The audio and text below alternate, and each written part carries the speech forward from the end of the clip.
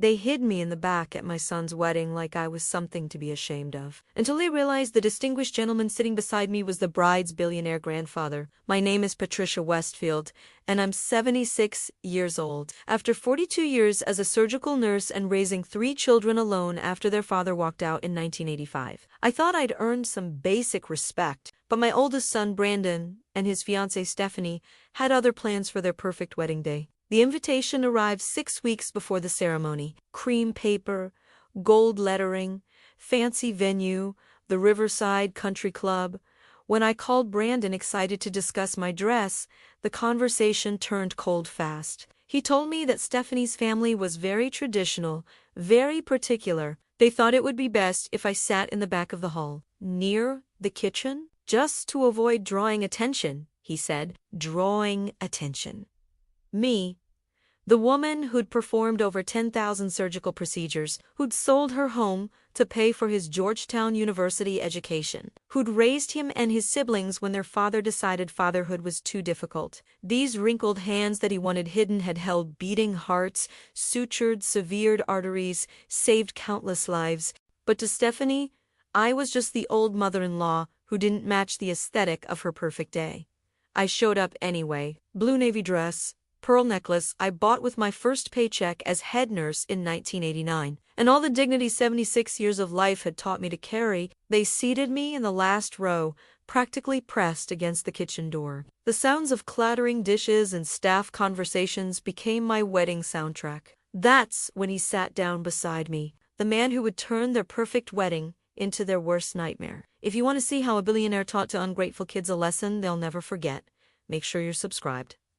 This story gets better with every word. The man who chose to sit beside me in that forgotten back row looked like he'd stepped out of a corporate boardroom. Impeccably tailored charcoal suit, silver hair styled with precision, and an air of quiet authority that comes from decades of commanding respect. He had to be in his mid-70s, about my age, but carried himself with the confidence of someone who'd never been told to hide in the back of anywhere. He smiled warmly as he settled into the chair beside me, the kind of genuine smile I hadn't seen from my own family in months. He told me his name was William Sterling and asked if the seat was taken.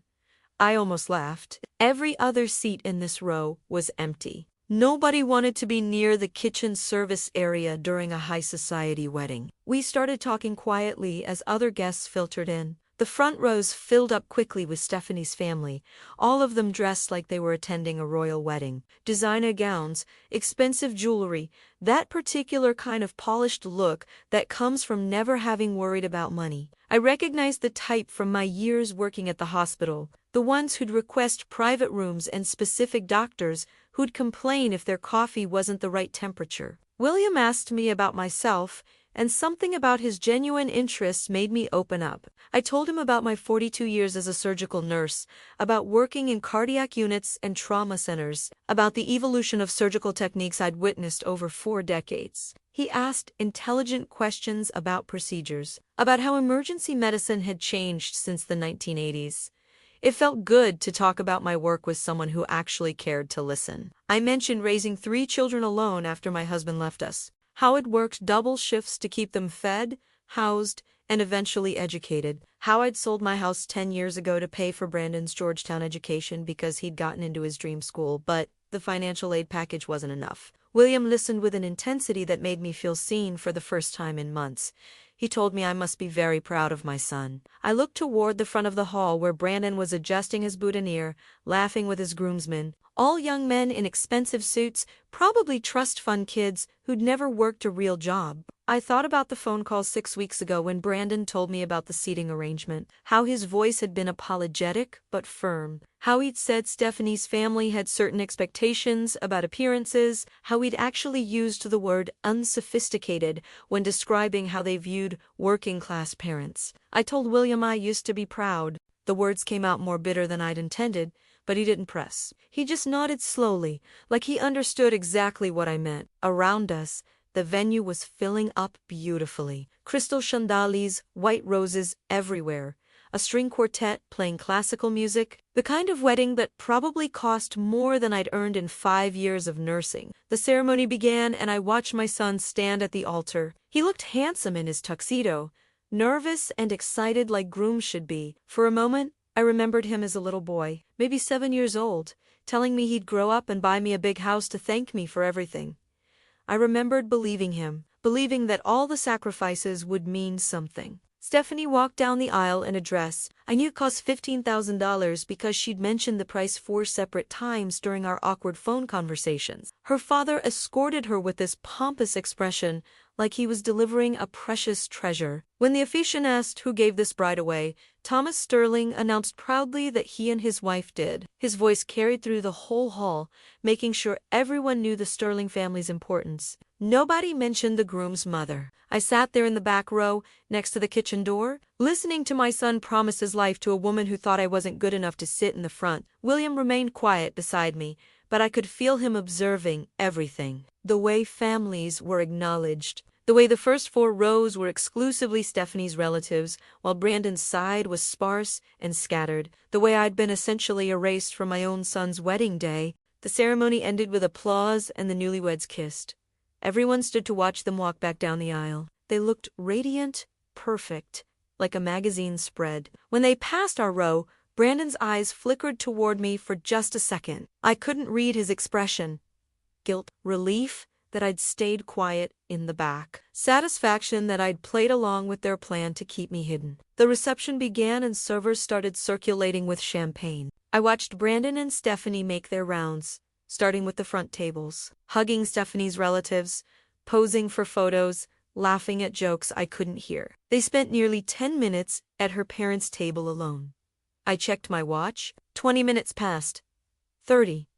They worked their way through each row systematically, getting closer to the back, getting closer to where they'd hidden me. William remained beside me, sipping his champagne, watching the room with those sharp eyes. He leaned over and told me quietly that he found it fascinating how people revealed their true character at weddings, how they showed what they valued by who they honored and who they dismissed. I was about to respond when I saw Brandon and Stephanie finally heading toward our section. Their smiles looked tired now, forced, the kind of expressions people wear when obligation outweighs enthusiasm. Brandon spotted me and his jaw tightened slightly. They were about to give me my 30 seconds of acknowledgement before moving on with their perfect day. Neither of them had any idea who was sitting beside me. Brandon reached me first, leaning down to kiss my cheek with all the warmth of someone greeting a distant acquaintance. He thanked me for coming, his voice flat and rehearsed, like I was just another guest who'd shown up with a card and a gift. Not the woman who'd sat with him through every nightmare after his father left. Not the mother who'd missed her own meals to make sure he had lunch money for school. Stephanie stood slightly behind him, her smile plastic and distant. She glanced at me briefly, probably calculating how quickly they could move on to the next table. Her eyes were already scanning the room, looking for more important people to acknowledge. I'd seen that look before in my nursing career. The look people give you when you're useful but invisible, when you're the help, not the help. Then Stephanie's gaze landed on William. I watched the color drain from her face like someone had pulled a plug. Her mouth opened slightly, closed, opened again. No sound came out. She looked like she'd seen a ghost, except the ghost was sitting calmly in a $2,000 suit, holding a champagne flute. Brandon followed her stare and froze completely. His hand, which had been resting on my shoulder in that perfunctory way, jerked back like he'd touched something burning. He whispered something that sounded like a question, but his voice cracked halfway through.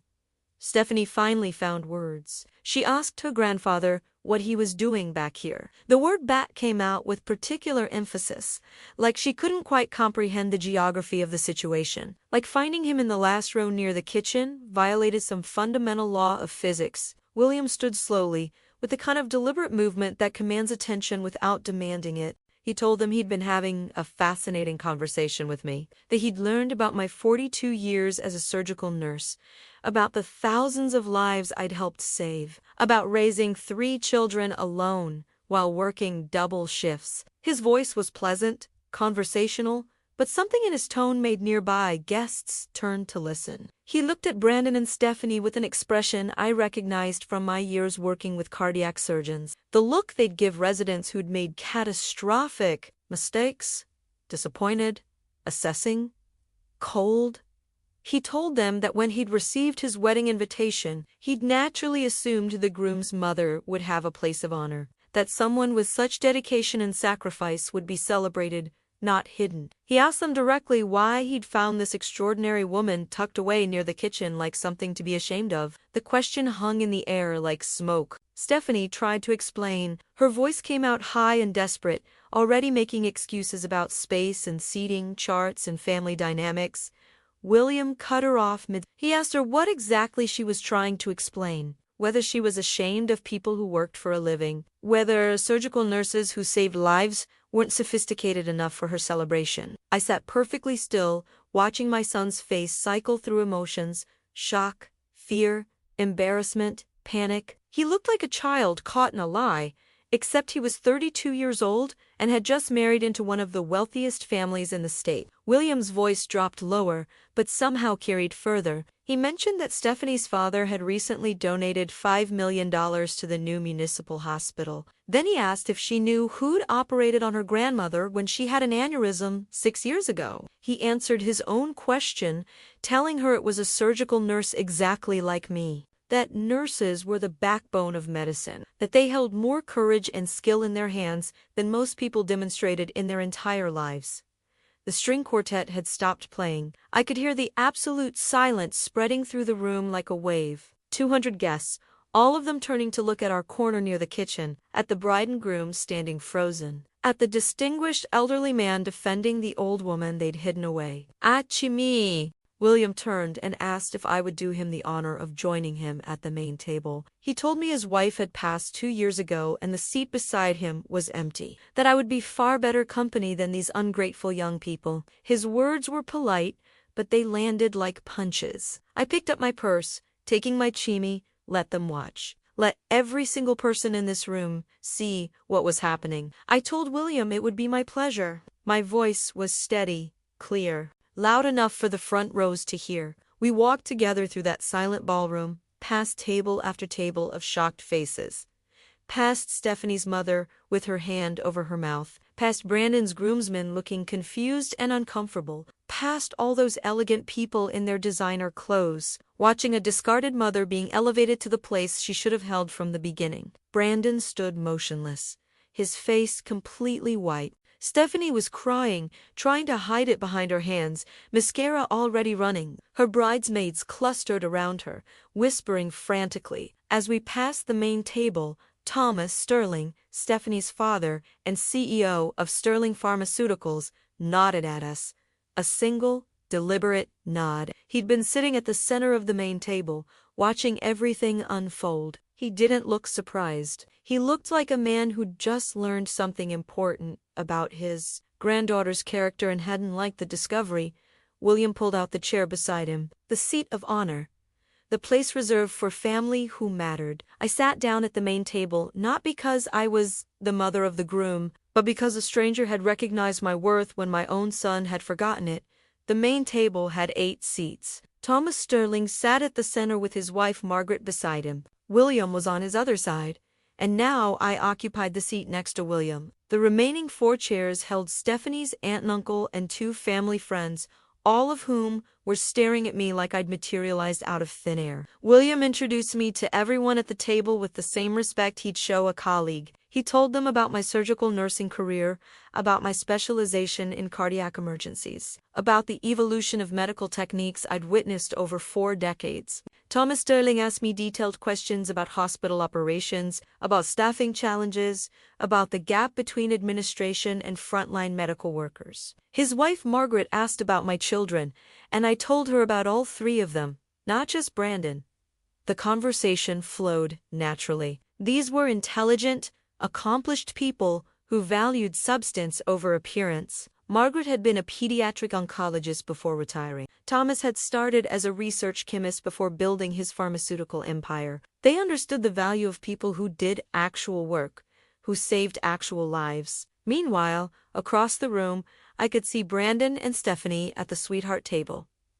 They weren't eating. They kept looking over at the main table, at me sitting where Stephanie had probably planned to put some dignitary or major donor. Brandon's face held this mixture of confusion and fear. He'd never seen his mother in this context before, as someone important people wanted to talk to, as someone with value beyond being his parent. Stephanie leaned over to whisper to him several times. Each time, Brandon shook his head or shrugged helplessly. They were trapped at their own wedding, watching the woman they'd hidden become the guest of honor. The dinner service began. I'd worked enough hospital fundraisers to know how these events operated. Multiple courses, wine-piping servers who moved like choreographed dancers.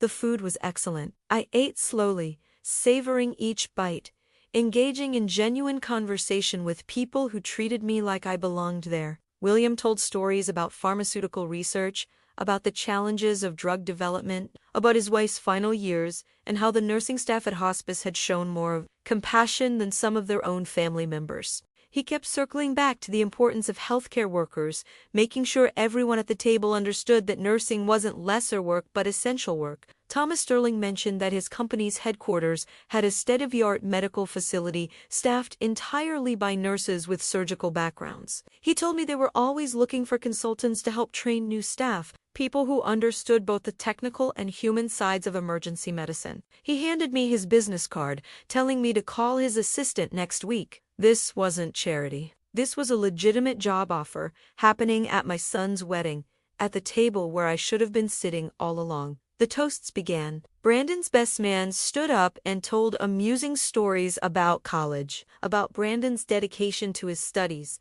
about how he'd overcome challenges to graduate from Georgetown. The best man didn't mention how Brandon had afforded Georgetown, didn't mention the mother who'd sold her house. I sat quietly at the main table, holding my wine glass, letting that omission speak for itself. Stephanie's maid of honor gushed about the bride's sophistication, her impeccable taste, her generous spirit. I almost laughed at that last part.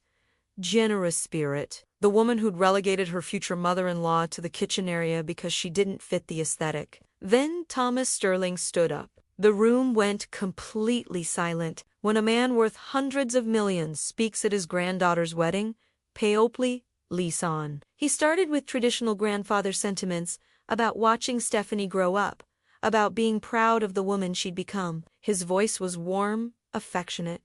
Then his tone shifted slightly. He talked about character, about how true sophistication wasn't about where you sat or what you wore, but how you treated people when nobody important was watching, about how the measure of a person came from recognizing value in everyone, regardless of their job title or bank account, about how his own mother had been a switchboard operator who'd worked until she was 70, and she'd been the finest woman he'd ever known. He looked directly at Stephanie as he said this. She was crying again, understanding that her grandfather was sending a message to her, to everyone in this room, about what he'd witnessed, about his disappointment. Thomas raised his glass and offered a toast to Brandon and Stephanie, wishing them wisdom as they built their marriage. The word wisdom carried extra weight. Around the room, 200 guests raised their glasses, but the atmosphere had shifted. This wasn't the celebratory moment Stephanie had probably imagined. This was a lesson, delivered publicly, about values and character. After the toast, the dancing began. William asked if I'd like to dance, and I accepted. We moved onto the floor and other couples joined us. I saw Brandon watching from the sweetheart table, his jaw tight. His mother, the embarrassment he'd hidden in the back, was now dancing at his wedding with the bride's billionaire grandfather while he sat trapped at his designated spot. As Willin and I moved across the floor, he told me quietly that his granddaughter had disappointed him tonight, that he'd had concerns about her values for some time, but seeing how she'd treated me had confirmed his worst fears. He asked if I knew that Stephanie and Brandon's down payment for their new house was coming from a trust fund he'd established, that their honeymoon to the Maldives was his gift, that he'd planned to supplement Brandon's income until he established his career. He told me all of that was now in serious question. I looked up at this man who'd been a stranger 3 hours ago. He'd done more for my dignity in one evening than my own son had done in years. I thanked him, my voice breaking slightly, despite my best efforts to stay composed. William squeezed my hand gently and told me that some people needed to learn that respect wasn't optional. it was fundamental, and that sometimes the best lessons were the ones that hurt most. The wedding ended around midnight. I'd spent 4 hours at the main table, treated like honored family by people who had more wealth than I'd see in 10 lifetimes. Margaret Sterling had exchanged phone numbers with me, insisting we meet for lunch. Thomas had confirmed the consulting opportunity, explaining that my practical experience was exactly what his company's medical training program needed. William had walked me to my car personally, making sure I got home safely. Brandon hadn't spoken to me again after that frozen moment near the kitchen. I'd seen him watching me throughout the reception, but he never approached the main table, never tried to explain or apologize, just watched his mother exist in a space he'd tried to deny her. I drove home to my small apartment, the one I'd moved to after selling my house for his education. It was past 1 in the morning when I finally sat down on my couch, took off the pearl necklace, and let myself process what had happened. I'd been publicly humiliated by my own son, then publicly honored by strangers. The emotional whiplash was exhausting. 3 days later, Brandon showed up at my door. He looked terrible. Dark circles under his eyes, wrinkled shirt, hair uncombed. He started crying the moment I opened the door, telling me how sorry he was, how he'd made a huge mistake, how Stephanie was devastated. His words tumbled out in this desperate rush, like if he spoke fast enough, he could undo what had happened. I let him inside and made coffee while he talked. He explained that Stephanie had been raised with certain expectations about appearances, about social standing, about maintaining the Sterling family image. That she'd been scared I wouldn't fit in with her sophisticated relatives. That she'd convinced him the back row was for my own comfort, so I wouldn't feel pressured or scrutinized. I listened without interrupting. Years of nursing had taught me to let people talk themselves out before responding, to hear what they were really saying beneath the excuses and justifications. What I heard was a man who'd convinced himself that his mother's feelings mattered less than his fiancé's social anxiety. Brandon told me that William had called Stephanie into his study the morning after the wedding, that he'd told her he was deeply disappointed in her character, that he was suspending her trust fund indefinitely until she demonstrated genuine understanding of respect and gratitude, that the down payment for their house was frozen, that the honeymoon was canceled, that every financial gift he'd planned was now conditional on them, proving they'd learned something from their cruelty. My son was terrified, not because he'd hurt me, but because the consequences were real and expensive. He kept saying Stephanie was having panic attacks, that she couldn't believe her grandfather was doing this over something so small. Something so small. That's how he described erasing his mother from his wedding day. I set down my coffee cup and looked at the man I'd raised, the boy I'd sacrificed everything for. I told him I'd spent 76 years learning my value, learning when to forgive and when to hold boundaries, that I'd sold my house not to buy his respect, but because I loved him and wanted him to have opportunities I'd never had. That love didn't require gratitude, but it did require basic human decency. I told him the trust between us was broken, that it could be repaired, but not through tears and panic about money, that he needed to understand why what he'd done was wrong. Not just understand that it had consequences. I told him I'd spent decades in operating rooms where one mistake could kill someone, where accountability wasn't optional. Life had taught me that you couldn't fix what you refused to acknowledge. Brandon sobbed and said he understood, that he'd do anything to make this right. I told him I'd believe it when I saw it through his actions, not his words. After G left, I sat alone in my apartment for a long time. Part of me wanted to forgive him immediately, to smooth everything over like mothers are supposed to do. But another part of me, the part that had survived 42 years in high-pressure medical environments, knew that real change only came from real consequences. The next week I met with Thomas Sterling at his company headquarters. The building was impressive, all glass and steel, overlooking the harbor. His assistant led me to a conference room where Thomas and 2 senior directors were waiting. They wanted my input on developing a surgical nurse training program that emphasized both technical skills and patient care. We talked for 3 hours. I shared experiences from my decades in cardiac units, about how nurses often caught mistakes doctors missed, about the intuition that developed after years of hands-on work, about the emotional toll of emergency medicine and how to build resilience. They took notes, asked questions, treated my knowledge as valuable expertise worth consulting. At the end of the meeting, Thomas offered me a contract, 6 months as a consultant, with the option to extend. The compensation was more than I'd made in my final year of nursing. I'd be helping shape how the next generation of surgical nurses were trained. My experience, my knowledge, everything I'd built over for decades would actually matter to someone beyond my own memory. I accepted the contract. That evening, William called to invite me to lunch the following week. He told me he hoped we could continue our friendship beyond the disaster of the wedding, that he genuinely enjoyed our conversation and would value having someone intelligent to talk with regularly. His wife had been gone for 2 years, and he missed having a genuine companion, someone who understood that life was more than wealth and social status. I told him I'd be delighted. 2 weeks after the wedding, Brandon called again. He asked if he and Stephanie could take me to dinner, not to beg for me to intervene with William about the trust fund, but to genuinely apologize and hear whatever I needed to say. His voice sounded different, less panicked, more thoughtful. I agreed to dinner, but I didn't agree to fix anything for them. Some lessons needed to be learned the hard way. I'd learned mine decades ago when their father left.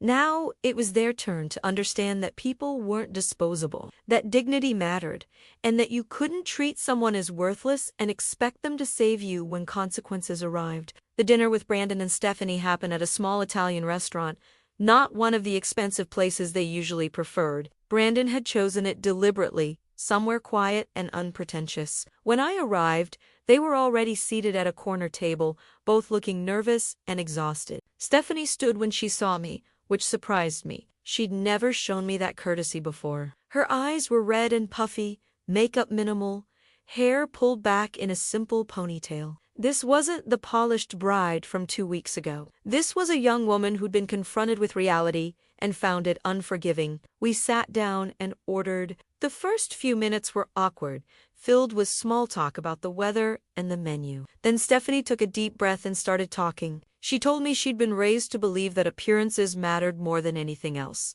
that her mother had drilled into her the importance of maintaining the sterling image of associating only with people who enhanced their social standing, that she'd genuinely believed keeping me in the back was protecting me from judgment.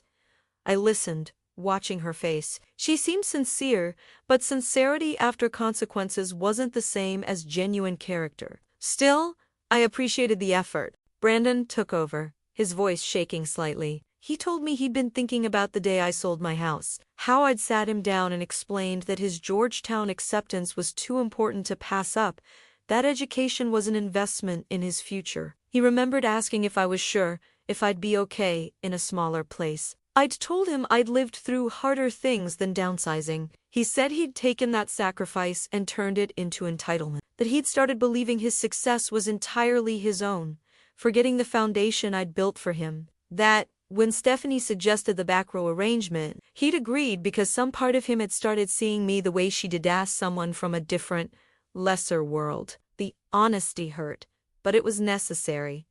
You can't heal wounds you refuse to acknowledge. Stephanie told me her grandfather hadn't just frozen the trust fund. He'd required them to spend 20 hours per week volunteering at community clinics, working directly with nurses and patients. He wanted them to understand the people they'd dismiss, to see firsthand what real work looked like, what dedication and sacrifice actually meant. She'd been angry at first, feeling like the punishment was excessive, but after 2 weeks of watching nurses handle emergencies with limited resources, of seeing how much skill and compassion the job required, something had shifted. She'd called her grandfather crying, not begging to be released from the requirement, but apologizing for how ignorant she'd been. I asked what she'd learned specifically. She looked down at her hands and told me about a nurse named Carol who'd worked a 16-hour shift because they were understaffed, about watching Carol hold a frightened patient's hand during a procedure, offering comfort while simultaneously monitoring vitals and adjusting equipment, about realizing that nursing required intelligence, physical stamina, emotional strength, and precision all at once. Stephanie told me she'd thought of me during that shift, of 42 years of shifts like that, of coming home exhausted to 3 children who needed dinner and homework help and emotional support, of doing it alone after their father left. She said she couldn't imagine having that strength, that she'd been humbled by understanding even a fraction of what my life had required. Brandon added that they'd drafted a letter to read at the wedding reception, thanking me publicly for everything I'd sacrificed, but Stephanie had vetoed it, worried it would make her family uncomfortable to hear about his working-class background. He said that decision shamed him now, that I should have been honored at that wedding, that my sacrifices should have been celebrated, not hidden. I sipped my water, letting their words settle. They'd clearly thought about this, probably spent hours discussing it, maybe even with a therapist. The apologies felt genuine, but I needed to know they understood the deeper issue. I told them the problem wasn't just about seating arrangements or public acknowledgement. It was about fundamental respect, about recognizing that a person's worth wasn't determined by their bank account or social connections, that the nurse holding a patient's hand during surgery mattered as much as the surgeon making the incision, that the janitor keeping the hospital clean mattered as much as the administrator in the executive suite. I told him I'd worked with doctors who treated nurses like servants and doctors who treated nurses like essential colleagues, that the first type made more mistakes because they didn't listen, that arrogance and disrespect didn't just hurt feelings, they cost lives, that what they'd done at the wedding was a symptom of a worldview that would damage every relationship they built if they didn't fundamentally change it. Stephanie was crying quietly. She told me her grandfather had said almost the same thing, that he'd built his company's success by valuing every person who worked for him, from the research scientists to the maintenance crews, that the moment he started thinking some people mattered less than others was the moment he'd lose his humanity. Brandon reached across the table, not quite touching my hand, but close. He told me he wanted to rebuild my trust, but he understood it would take time, that he couldn't undo the wedding, couldn't erase the hurt, but he wanted the chance to prove he'd learned something. I looked at my son and his wife, both of them vulnerable and honest in a way they hadn't been before. Pain had taught them something. Consequences had opened their eyes. Whether the lesson would stick remained to be seen, but at least they were finally seeing clearly. I told them I appreciated the apology, that I wasn't ready to forget what happened, but I was willing to watch them try to grow from it, that forgiveness was a process, not a moment, and they'd need to prove through consistent actions that they understood what they'd done wrong. The dinner continued, less tense now. We talked about their volunteer work, about what they were learning, about their marriage, and how this crisis had forced them to examine their values together. When we left the restaurant, Stephanie hugged me for the first time ever.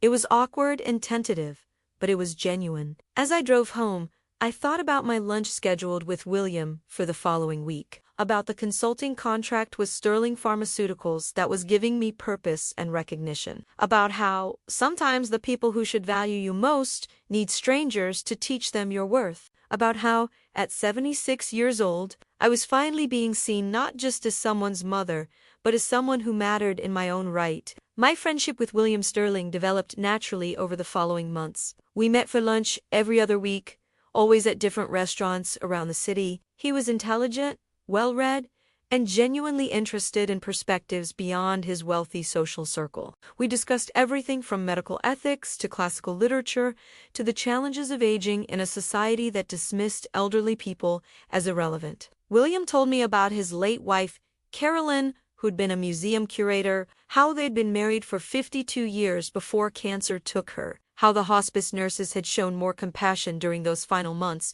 than some of their own children had. He'd never forgotten that. Never forgotten watching nurses hold Caroline's hand during painful procedures, explaining everything gently, treating her with dignity when she was at her most vulnerable. That's why the wedding situation had enraged him so completely. He'd seen in me the same dedication and strength those hospice nurses had shown, and he'd watched his own granddaughter treat that strength as something shameful. My consulting work with Sterling Pharmaceuticals exceeded all expectations. I worked with their training department to develop protocols for surgical nurse education, emphasizing both technical precision and patient-centered care. The senior directors valued my input, implementing suggestions I made based on decades of practical experience. For the first time in years, I felt intellectually engaged and professionally respected. Thomas Sterling mentioned during one board meeting that the new training program was already showing results.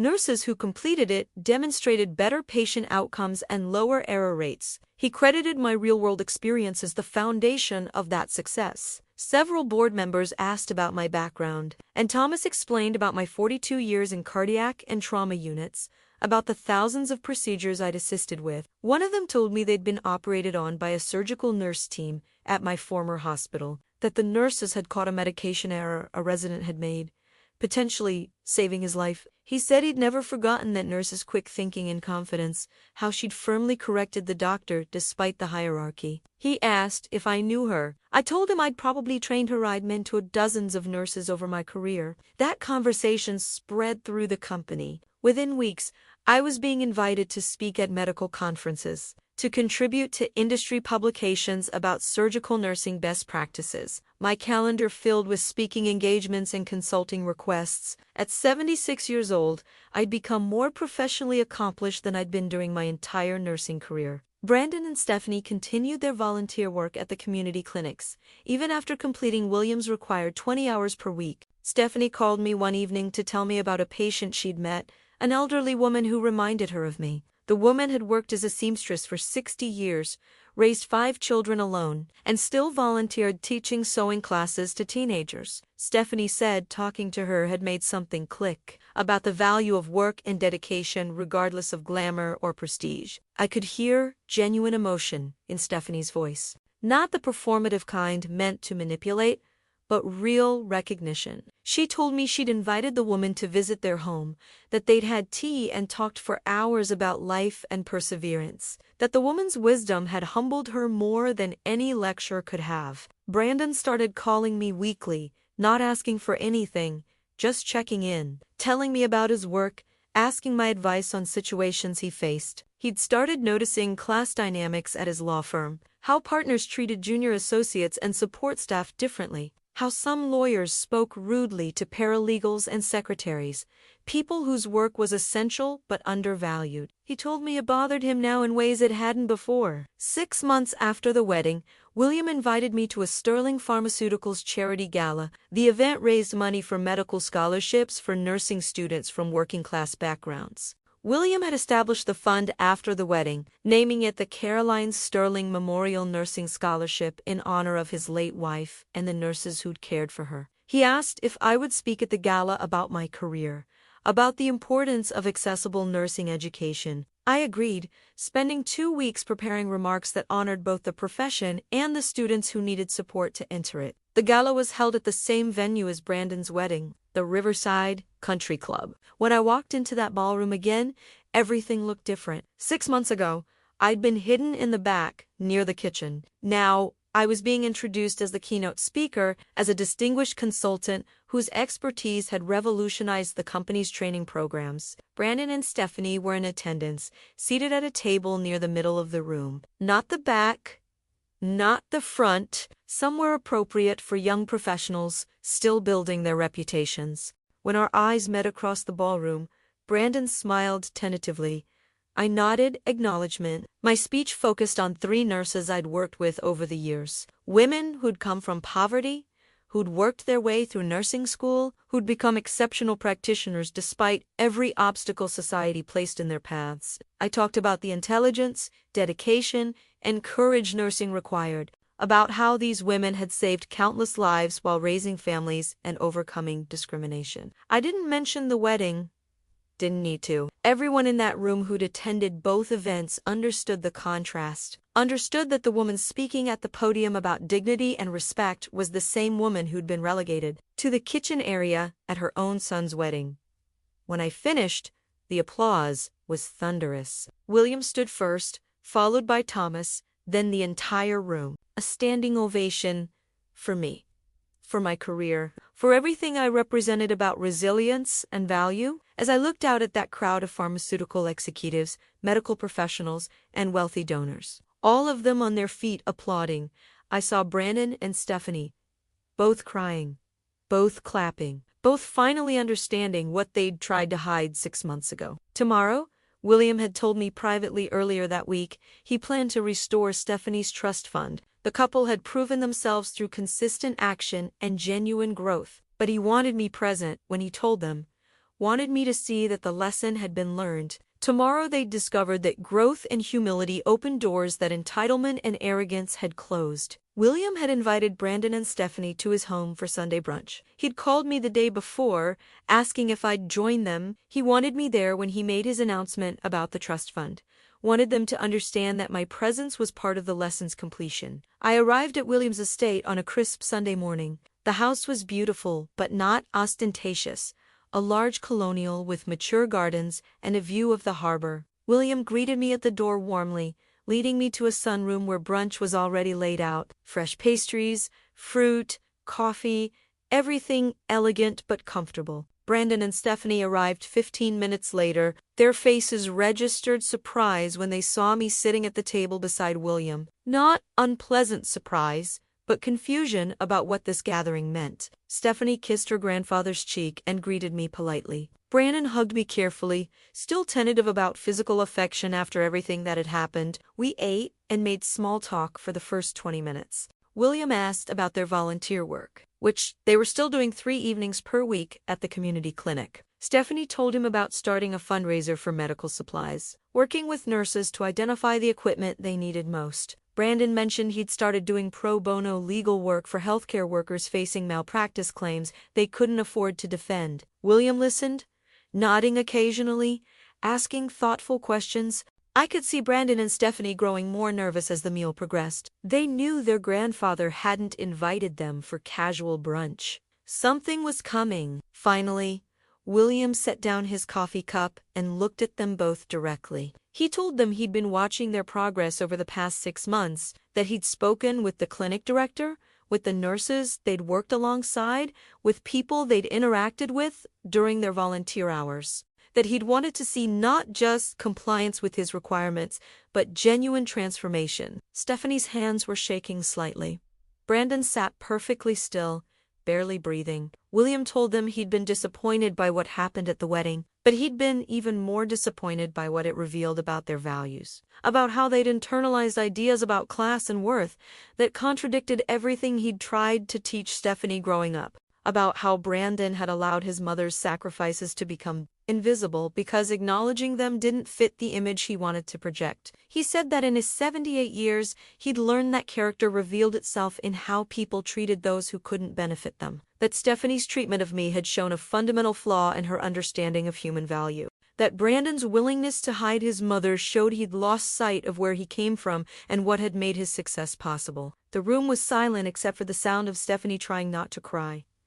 Then William's tone shifted slightly. He told them that over the past 6 months, he'd seen real growth, that the volunteer work hadn't just been performed dutifully, but had genuinely opened their eyes, that Stephanie had developed relationships with nurses at the clinic, learning their stories, understanding their challenges, that Brandon had started using his legal skills to protect people who served others. He mentioned the elderly seamstress Stephanie had befriended, how Stephanie had helped her get financial assistance for medical bills, how Brandon had helped a paramedic fight a wrongful termination case, how both of them had shown up consistently, week after week, not for credit, but because they'd started to genuinely care. William looked at me before continuing. He told Brandon and Stephanie that he'd discussed this decision with me extensively, that my perspective mattered because I was the person they'd wronged, and any restoration of privileges needed to be something I felt comfortable with. Brandon's eyes widened. He looked at me with this expression of desperate hope mixed with fear. Stephanie wiped tears from her face, waiting. I spoke then, keeping my voice steady and clear. I told them the wedding had been one of the most painful experiences of my 76 years, that being hidden by my own son had hurt in ways I was still processing, that their apologies had been necessary but not sufficient on their own. I told them what had mattered was watching their actions over 6 months, seeing them show up at the clinic even when it was inconvenient, hearing from nurses who worked with them that Stephanie asked genuine questions and listened to the answers, learning that Brandon had used his professional skills to help people who couldn't pay him, seeing them choose to continue the work even after completing William's requirement. I told them I believed people could grow and learn, that mistakes didn't have to be permanent markers of character, that I'd seen enough transformation in them to believe this lesson had actually taken root. Stephanie broke down completely then, sobbing. She told me she was so sorry that she'd been raised with such narrow views about what mattered.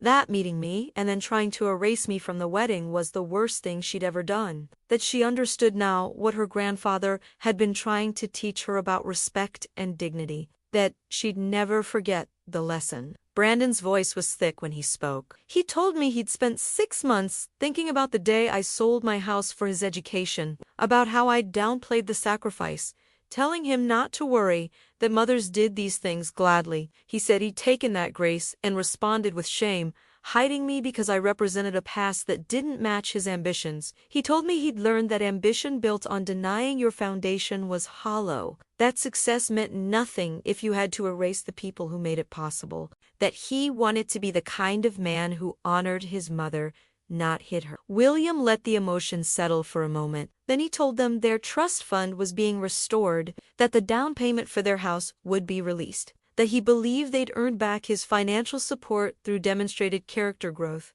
But he added one final condition. Every year on their wedding anniversary, they would donate to the Caroline Sterling Memorial Nursing Scholarship Fund. Not from the trust fund, but from their own earnings. He wanted them to remember annually what they'd learned, to put their own money toward honoring the profession they'd once dismissed. They both agreed immediately, thanking William through tears and emotion. Then they turned to me, asking if I would forgive them, asking if we could try to build a real relationship, the kind we should have had all along. I told them forgiveness was a process I was still working through, but that I was willing to try, that I'd seen enough change to believe it was genuine. That family was worth fighting for, even when family hurt you. We stayed at William's house for another hour, talking more easily now, about their plans for the house, about my consulting work, about William's upcoming trip to visit his son in California. The conversation felt different than it had 6 months ago.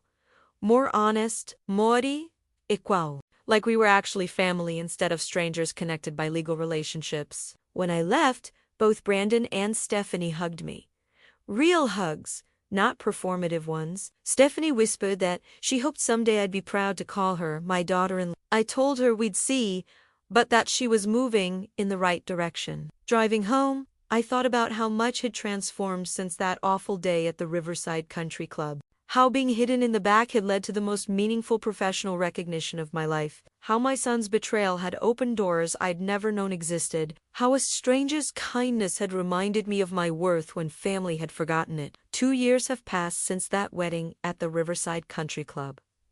2 years since I sat in the back row near the kitchen, hidden like something shameful. 2 years since William Sterling sat beside me and changed the trajectory of my life. Brandon and Stephanie kept their promise about the annual scholarship donation. Each year on their anniversary, they contribute to the Caroline Sterling Memorial Nursing Scholarship from their own salaries, not family money. Last year, they attended the scholarship ceremony and met the 5 students their donations helped support. Stephanie told me afterward that meeting those young nurses, hearing their stories of working multiple jobs while studying, reminded her why the lesson mattered. Their marriage survived the crisis. Stephanie told me once that having your worst character flaws exposed publicly either destroys a relationship or forces you to build something stronger. They chose stronger. They're in counseling, working through the class prejudices Stephanie was raised with and the shame Brandon had internalized about his background. It's not perfect, but it's honest. Brandon visits me twice a month now, real visits, not obligatory ones. We have dinner and talk about everything from his cases at the law firm to memories of his childhood. He's asked me questions about his father, about those years after the abandonment, things he was too young to understand at the time. I've answered honestly, not sugarcoating the difficulty but also not dwelling on bitterness. He's trying to understand where he came from so he doesn't lose sight of it again. Last month, Brandon told his colleagues at the firm about my nursing career, about the sacrifices I made, the house I sold for his education. He'd never mentioned it before, embarrassed by the working-class reality of his upbringing. Now he talks about it with something that looks like pride. One of the senior partners asked to meet me, said his mother had been a nurse and he had immense respect for the profession.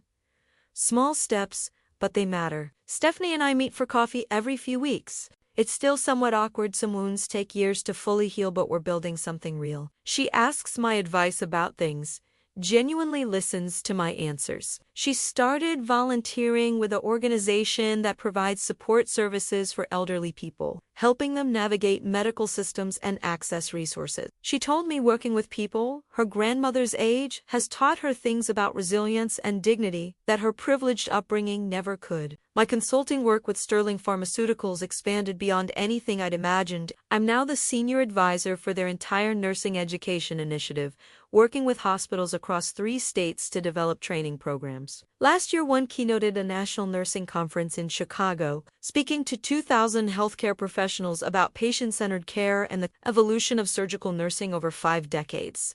The Carolyn Sterling Memorial Scholarship has grown significantly. What started as support for 5 students now funds 30 full scholarships annually for nursing students from working-class backgrounds. I serve on the selection committee, reading applications from young people who remind me of myself 50 years ago. Hardworking, limited by finances but not by capability. Helping them access education feels like the best possible use of the recognition I've received. William and I remain close friends. We have lunch every week now, sometimes twice a week. He introduced me to his book club, a group of retired professionals who meet monthly to discuss literature and current events. For the first time in decades, I have a social circle beyond work, colleagues, and family obligations. I have friends my own age who value my opinions and enjoy my company. William's son visited from California last spring and brought his family. William introduced me as his dear friend Patricia, the woman who'd revolutionized his company's nursing program.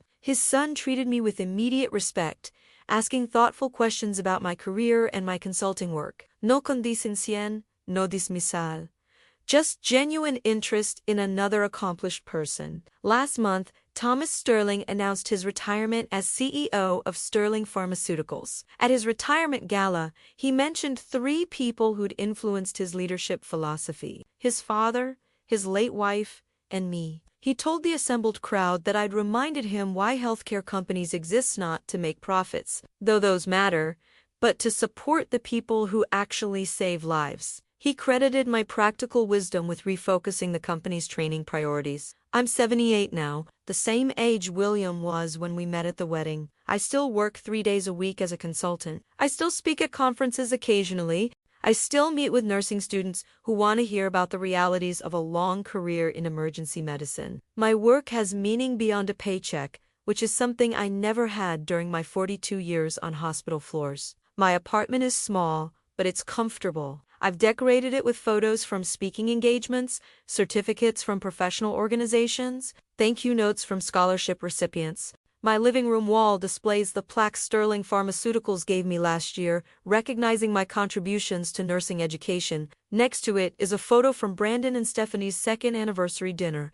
The 4 of us together: William, me, Brandon, and Stephanie, looking like an actual family. I think about that day at the Riverside Country Club often, about sitting in the back row feeling invisible and worthless, about William choosing to sit beside me when he could have sat anywhere, about how one person recognizing your value can change everything. The lesson I learned wasn't about revenge or vindication. It was about understanding that your worth doesn't come from other people's recognition. It exists whether they see it or not. William didn't give me value that day. He simply saw the value that was already there and refused to let it stay hidden. At 78 years old, I've learned that sometimes the family who should honor you most needs strangers to teach them how. That dignity isn't about where you sit in a room, but about knowing your own worth regardless of the seat. That the work you do and the lives you touch matter more than any title or social standing. I spent 42 years as a surgical nurse saving lives in operating rooms. Now I spend my time ensuring the next generation of nurses has the support and recognition they deserve. Both chapters of my life have meaning. Both matter. Brandon called yesterday to tell me that he and Stephanie are expecting their first child, a girl. They want to name her Carolyn Patricia, honoring both William's late wife and me. They asked if I'd be comfortable with that, if having my name carried forward would mean something to me. I told them it would mean everything. So if you're watching this from a hospital break room during your nursing shift, or from a small apartment after working multiple jobs, or from anywhere that feels like people don't see your value, know this. Your worth isn't determined by who acknowledges it. Your sacrifices matter. Your work matters. You matter. The people who should see that will eventually learn, or they won't. But either way, you keep standing in your dignity. You keep knowing what you've built and what you've survived. And sometimes, when you least expect it, someone sits down beside you and reminds you that extraordinary people exist everywhere, not just in the front rows. Make sure you're subscribed to hear more stories about people who refuse to stay invisible, and drop a comment telling me where you're watching from me. Love hearing from people all over the world who understand that respect isn't about status, it's about character. Remember, they can seat you in the back, but they can't diminish who you are.